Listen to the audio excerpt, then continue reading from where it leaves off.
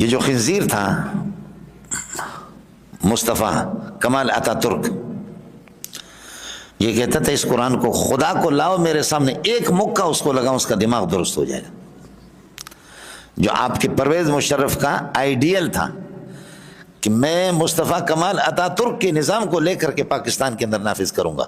اور مصطفیٰ کمال اتا ترک کا یہی تھا، جب وہ خنزیر مرا زمین کے اندر انہوں نے قبر کھودنا شروع کیا تو سانپ بچھو، پھر دوسرا قبر سانپ بچھو، تیسرا سانپ بچھو، چوتھا سانپ بچھو، زمین میں رکھا، زمین اٹھا کر باہر پھینکا. یہ ابھی زمین پہ نہیں ہے، زمین سے اوپر پلروں پر اس کو اٹھایا گیا.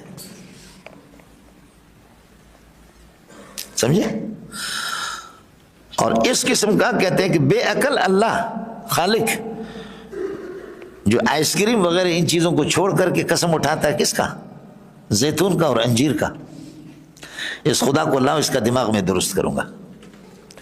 اللہ نے ایسی بیماری میں مبتلا کر دیا کہ جب یہ مرا اس کا علاج طبیب لوگ نہیں کر سکے. اس کی بیماری کا مرنے کے بعد پھر پتہ چل گیا کہ اوئے اس کی بیماری کا علاج زیتون اور انجیر میں تھا. طبیبوں نے بعد میں اس کی وہ کر دی.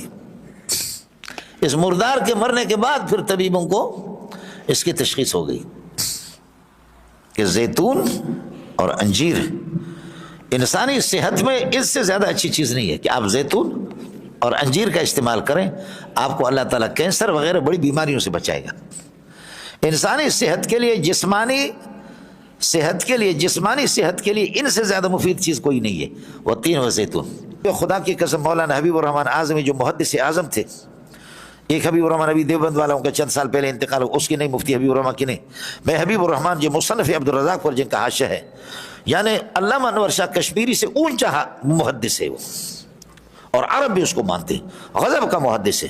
جب ہندوستان میں علماء کی آپس میں میٹنگ ہو رہی تھی، ایک کانفرنس تھی، تو حضرت اس کے صدر تھے مولانا حبیب الرحمن اعظمی رحمۃ اللہ علیہ. وہ بیمار پہنچ نہیں سکے تو اس نے لکھ کر کے علماء کو بھیجا، کہا اے ہندوستان کے مولویوں، خدا کی قسم تم سارے ایک ہو جاؤ، آج اسلام آ سکتا ہے. اس لیے مولوی صاحب ہم کام کو تقسیم کریں. تبلیغی جماعت الگ، یہ بھی کام ہمیں کرنا ہے. جہاد کا کام ہمیں الگ کرنا ہے. ختم نبوت کا اس کی الگ. حضرت شیخ القرآن مولانا غلام اللہ رحمۃ اللہ علیہ فرمایا کہ مفتی محمود کو کہ اوپر اسمبلیوں کا کام آپ کا ہے، آپ کر لیں، اور شرک اور بدعات کا جڑ میں غلام اللہ نکالوں گا. سمجھے؟ جی ہاں، ان کی دوستی بھی تھی. کتنے ہمارے اکابرین کی کتنی، کہ فرمایا کہ بدعت اور شرک اس کا جھاڑو میں غلام اللہ لگاؤں گا جتنا مجھ سے ہوگا. باقی کے اسمبلیوں میں اس قسم کے سرغنوں کے ہم آپ کے ساتھ ہیں. میں نے آپ کو بتایا کہ شدید گرمی میں حضرت شیخ القرآن رحمۃ اللہ علیہ سبق پڑھا رہے تھے، پتہ چل گیا کہ مفتی محمود آ گئے تو شیخ القرآن ننگے پاؤں دوڑ کر کے گئے. آپ کو مسئلہ سمجھ آ گیا؟ اس لیے مولوی صاحب خیال کریں یہ اس کا پوتا بنا ہوا ہے. سمجھ شریف میں ہے کہ نہیں؟ سمجھ شریف میں ہے کہ نہیں؟ حضرت کے زمانے میں میں نے عرض کیا کہ 4 بیعتیں ہوتی.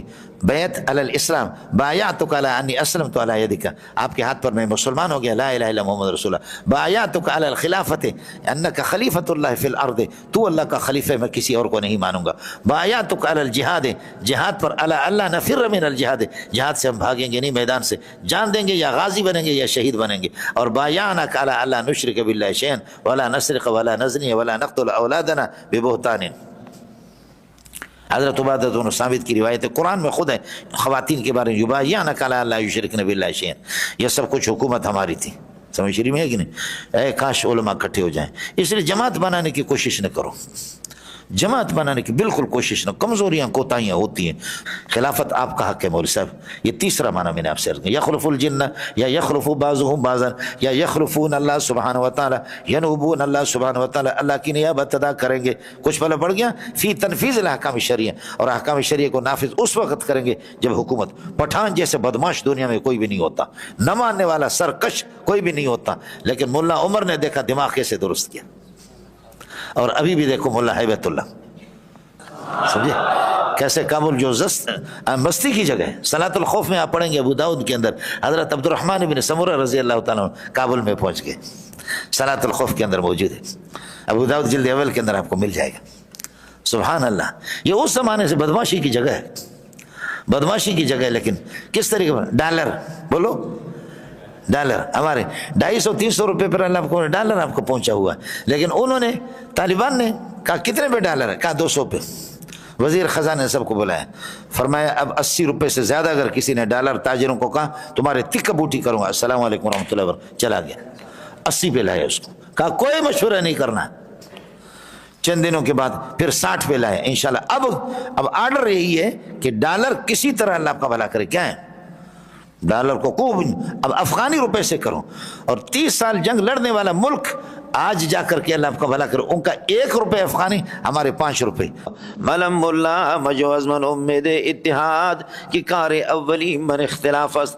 मैं मौलवी हूँ, हमसे इत्तिफाक की तवक्को नहीं रखना, हमारा काम है लड़ना, जैसे कि कुत्ते मुर्दार पर लड़ते हैं हम लोग इसी तरह लड़ते रहेंगे। मलम मुल्ला मजो अज़मन उम्मीद इत्तिहाद की कार अव्वली मन इख्तिलाफस। हमारा काम मौलवियों का लड़ना है, समझ रही है कि नहीं। कहते इत्तफ़क़ल उलमाओ, उलमा का इत्तिफाक इस बात पर अला अल्ला यत्तफ़िकू, कभी इत्तिफाक नहीं करेंगे। बोलो, उलमा का इस पर इत्तिफाक है कि क्या है, आपस में कभी इत्तिफाक नहीं करेंगे, हमेशा लड़ते रहेंगे। समझ रही है कि यहूद व नसारा आज़ाद है, हिंदू आज़ाद है, राफिज़ी साहबा के दुश्मन, कुरान के मुनकिर और अल्लाह का ख़त्म नबूवत के मुनकिर, मुर्तद, कादियानी, सब के सब आज़ाद है। मौलवी आपस में लगे कि हाथ यहाँ पर बांधेंगे या इधर नीचे या नाफ के नीचे बांधेंगे, पाँव इसे फैलाएंगे नहीं, मुर्दे सुनते ही नहीं सुनते। इससे बढ़कर के खुदा की नाराज़गी क्या होगी। समझे, यहूद व नसारा आज़ाद है, लेकिन ये है कि हम आपस में लगे कि मुर्दे सुनते नहीं सुनते। जो कहते हैं सुनते हैं वो देवबंदी है, जो कहते हैं नहीं सुनते हैं वो देवबंदी से खारिज है। दूसरा कहते हैं जो कहते हैं नहीं सुनते वो देवबंदी है, जो कहते हैं सुनते हैं वो देवबंदी से खारिज है। समझिए।